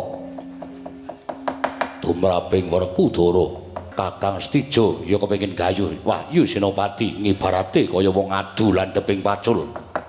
Nanging aja nangis kaya bocah cilik dapurmu. Aku ora nangis karo wong adohamu. Ming jaluk supaya jagat iki adil. Yen kepengin adil kudu budidaya ora mung kowe adol tangis nang ngarepe pepundhenku Pandhawa. Cethane kowe apa aku sing bakal ngukup Wahyu Senopati? Mati Kakang Traju Trisna, aku bakal ngukup Wahyu Senopati. Yen mati Gatotkaca, kukupen Wahyu Senopati. Wah, legandang dening pun Kakang. Para maju Kakang Stijo. Pripun, Den? Kang Rama wis mempenge ora jamak-jamak. Kula ya krungu saking Jawi wau. Gatot. Yen kowe arep kepengin durungan Wahyu Senopati kudu iso mateni kakangmu Traju Trisna. Sampeyan terus metu. Ndara Stijo terus metu kok saniki durung ana 5 menit lho tak jami. Kok sampeyan wis mundur niki pripun? Pedro. Nun. Kakang Stijo rusuh. Muni piye, Pun? Ora muni piye-piye ning tandange rusuh. Lho, tandange rusuh pripun? Nyokot. Lho. Ndara Stijo nyokot? Iya. Gong, Ndara Stijo nyokot. Wah, mateng kok. Urung. Lambemu ora wis mateng kok. Nyokot ki tegese Ndara Stijo ki nyokot gulune Ndara Gatotkaca. Wah, lah iki sing bengi iki sing nyokot ora mung Ndara Stijo lho, Tru. Heeh. Pirang-pirang ki lho. Sawangen. Wah, wis werna-werna. Ana sing dirajang-rajang nggo sendok bareng. Mbok ya wis men to iki mesti seneng. Wah, jan kaya enuke rajang-rajang. Heeh. Lho. Ana wong mangan kok ngentut ora. Ketoke katutan. Wis. Padune men sing mangan ra kolu to kowe senengane beda wong mangan ngono kuwi. Tak tilakane aja rasa ditilake. Jijik kok ora. Nuwun sewu Den, sampeyan nek kaget Ndara Stijo niku nyokot niku jane sampeyan niku kemutan mboten? Kelingan apa? Ndara Stijo niku rak panjalmane Nalendra Surateleng duk nalika semanten jejuluk Prabu Bomantara, nggih napa mboten? Iya. Monggo Prabu Bomantara niku Nalendra setengah buta. Mula ora aneh nek Ndara Stijo niku iso nyokot, merga Ndara Stijo niku ya kedunungan siung. Merga saka kedunungan utawa kenjingan yitmane Prabu Bomantara. Iya, Petro. Nggih. Tur sampeyan ya ora kurang kekuatan. Asta tengen Aji Brajamusti, asta kiwa Aji Brajadenta. Nggih mboten? Iya. Tur panjenengan nganggo wujuding topeng waja. Topeng waja niku ampuh kegila-gila. Meripat sampeyan niku nek nggo mandeng napa mawon, wah ngungkuli Superman. Superman niku iso metu cahayane. Nek sampeyan iso metu banyune, nggih ta? Iya. Monggo nek wis dipandeng apa-apa gunung jugruk segara asat. Wah, ampuh kuwi, Tru. Heeh. Aku mandeng bola-bali ora tau jugruk-jugruk ya, Tru. Mandengmu ora manteng kok. Wis tak panteng. Ya ora ana sing jugruk babar blas ya. Do etel wae. Ayo.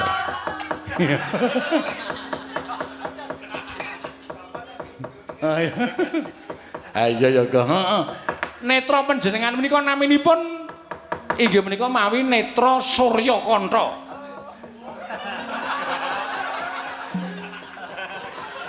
Petro esuk-esuk ini ngomong ora traca. Ora traca piye? Mamune apa kowe? Mata apa? Surya Kantha. Ku gek kurang hurufe ora.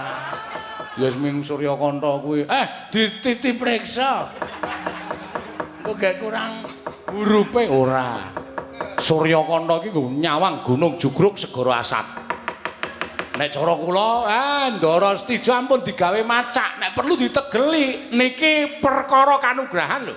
Nek sampean kalah karo Ndara Stija, sampean ora ngukup kanugrahan. Nek menang karo Ndara Stija, ngukup kanugrahan.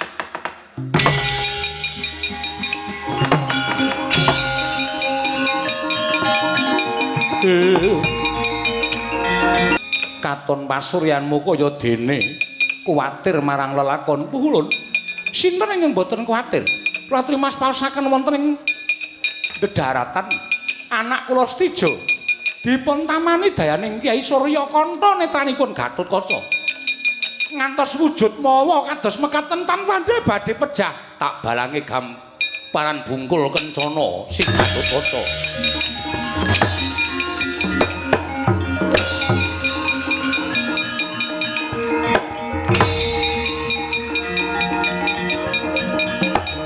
Aku dadi wujud kaya ngene. Iki dadi kaya ngaten iku pripun? Semar ngene ya apa?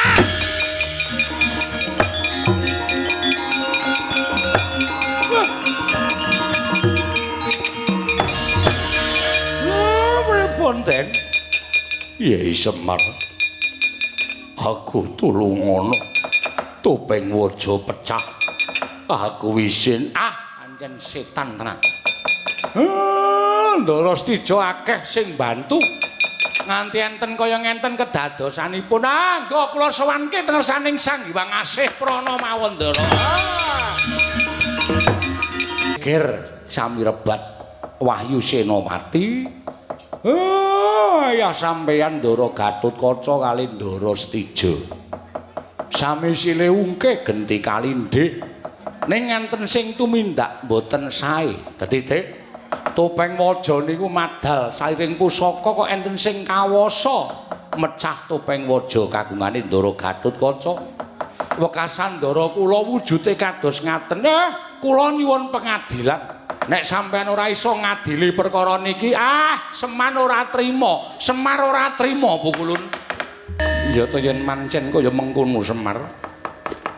Merga saka pokal gawening Stija Buma Narakasura lan kabeh kelawan ingkang padha ngrewangi pakartining si Buma wekasan ulun ora bakal matedhakake kanugrahan kelawan Buma Narakasura nanging Wahyu Senopati bakal ulun paringake kelawan wayah ulun si Tetuka ya Gatotkaca kejaba saka kuwi ulun uga bakal paring salin topeng waja wujuding topeng perunggu Gatotkaca wonten dawuh ayo nderek panjenengan ulun kira nanging Gatotkaca kudu bisa ngrampungi perkara jagat ya kuwi kudu bisa ngasorake Stija lan Semar ulun titip kelawan jeneng kita sapa wae ingkang ngrewangi Stija bandanen aturna parang panjenengan ulun bakal ulun patrapi pidana ingkang sakmurwati nggih sendika Gatotkaca ngamuk le.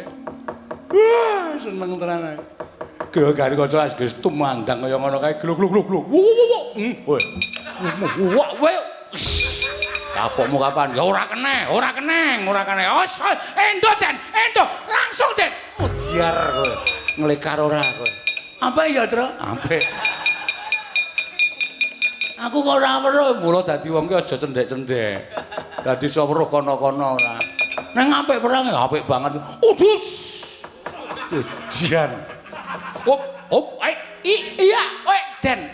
Tangan, tekoke. Langsung. Wit. Mudiar kowe. Ora to ya nglekar kowe. Kapokmu kapan? Apa ya, Tru? Apik. Aku kok ora weruh ya, ora weruh kowe cah cendhik kowe. Mula angel lehmu nonton ora. Wo. Ana sing mabur galugong. Endi? Kaya apa? Weh, sinuwun Ndarawati, padake ora ning mungsuhe, goleke mungsuh. Sinambing liga pusaka Kyai Cakra Baskara. Badhe menapa? Ora ngopo-ngopo kok, Yai aku ming mlaku-mlaku. Menika tasih kesuken. Mlaku-mlaku kok isih peteng.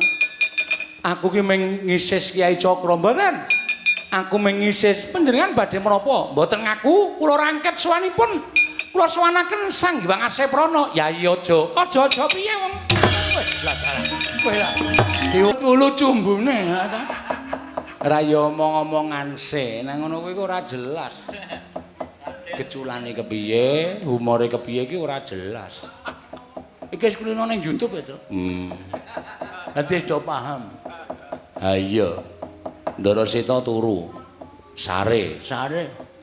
Coba ling gugah piye?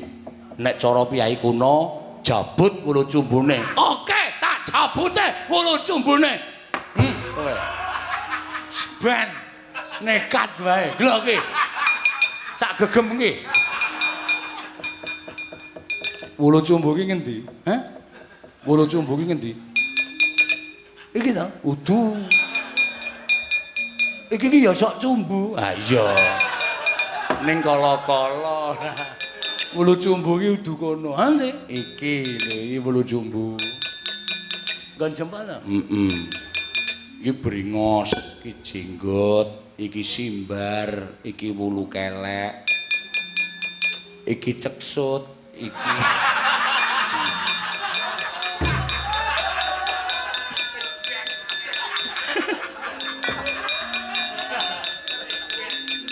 wulu cumbu ki cedhak karo ceksut. Ha iya.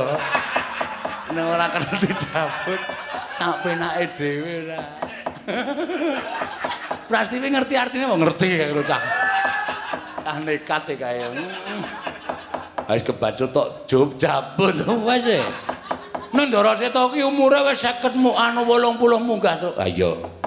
Pulune mung kari dhuwur tok. Wis ora wangun ya wis tak jabut entek saiki. Waduh. Entek. Brindil. Ha iya. Nek nganti engko pyaine tangi ngerti nek brondol piye. Men. Kurang ajar yaene kok turu sak penake dhewe. Gugah kok, Gugah. Sit, hus. Ndara Seta ono kok sit ora. Ndara Seta ngaturaken ketiwasan Ndara Seta. Putra kinasih panjenengan Ndara Gatotkaca. Bandayuda kalih Ndara Setija Bumanara Kasura. Dibantu eyange Ndara Setija. Inggih menika Eyang Tradiprana.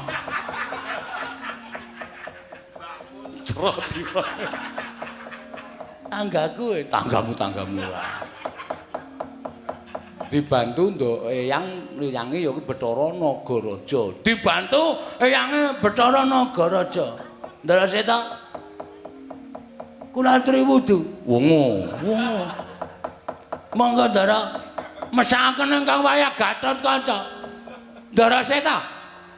Mbok mresani wingking mrika dan mrika mangpresani. Pun sepa sepi sepen. Awi Ndara Seta gek wungu gek cekak-ceket.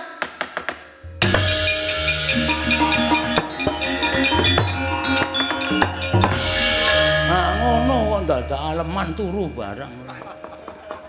Kaya konsumen iki isih akeh-akeh. 10 banding 2 Maksudnya 10 banding 2. 10 kursine 2 penontonnya. Ha iya. Mula ayo gek cekak-ceket dirampungke perkarane. Tak trajangi dhewe wong anak ngono.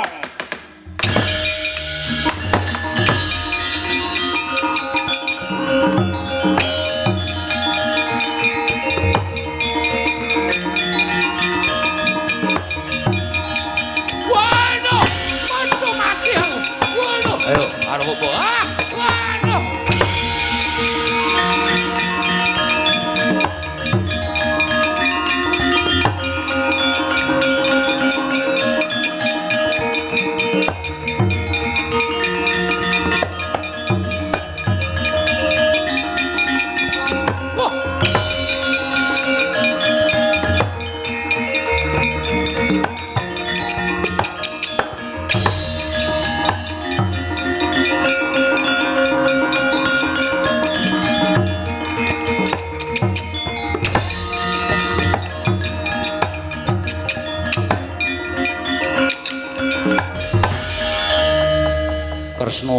wonten maring adhawu.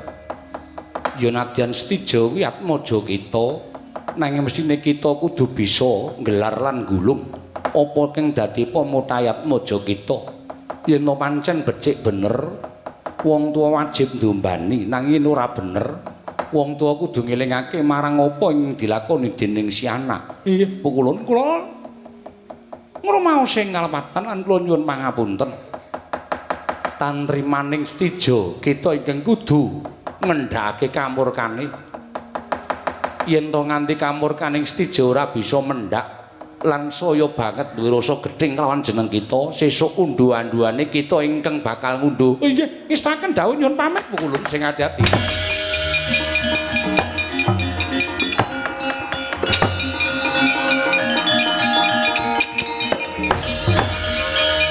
Para guru ulun maring dawuh. Kita kuwi dewaning para dewa, ketuangganing Jawata. Lah kok dadi isih gampang menging kang dadi adek-adek kita. Apa ora wirang bebareng ngatasé kita kuwi dewaning Jawata. Teka ndombani pakarti ning wayah kita Setija. Luwih-luwih kita kuwi Jawata. Ingkang kudu bisa ndandani marang pakarti ning titah swantah. Ora kok jeneng malah ngrojongi marang pakarti ingkang ora bener. Iya, pukulun. Kita ndisi ana bali marang Kayiwangan, ulun ingkang bakal sumusul. Ulun ingkang bakal matrapi Pradata Agung kelawan jeneng kita ingkang wis nandhang kaluputan. Iya, pukulun nyuwun pamit tambahi pangestu.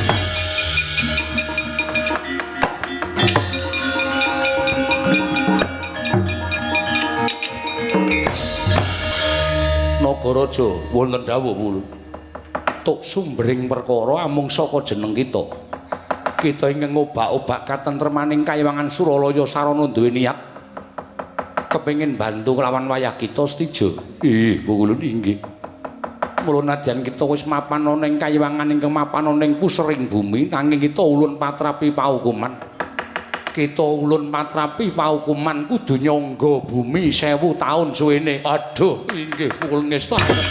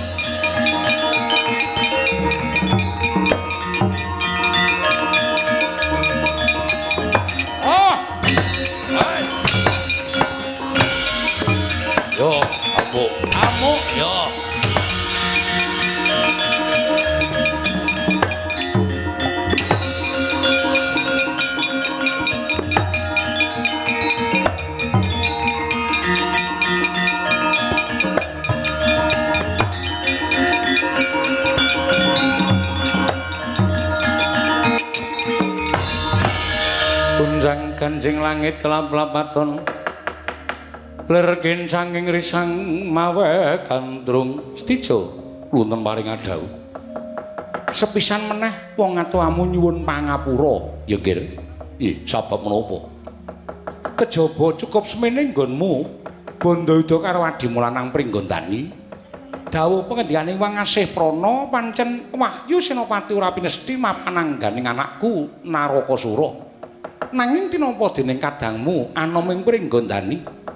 Mula remna rasamu, remna pikirmu siramen nganggo tirtaning kesabaran. Aja mubal babal kanepsonmu isih akeh, bakal tumurun ing kanugrahan besok pun Rama bakal saguh nggayuhake nggih. Ning yen sak gedhakan iki ndak jaluk kowe ngalao ya kulup ngalao Narakasura.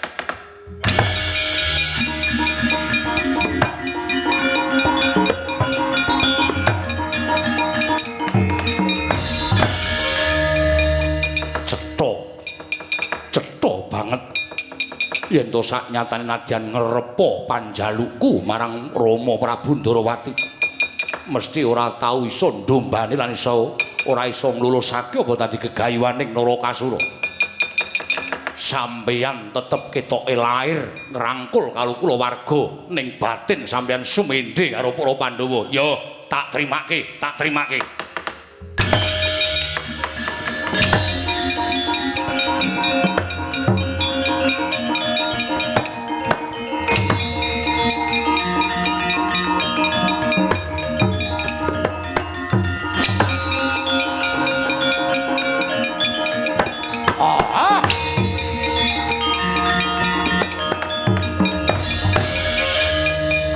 batu Gustiku mundur pasuryane katon cawus geligaping paningal ora gelem nyawang karo patih pancat nyono cetha yen kagol kogelan atine berjurit Ratu Trisna padha bela marang Sinuwun Prabu.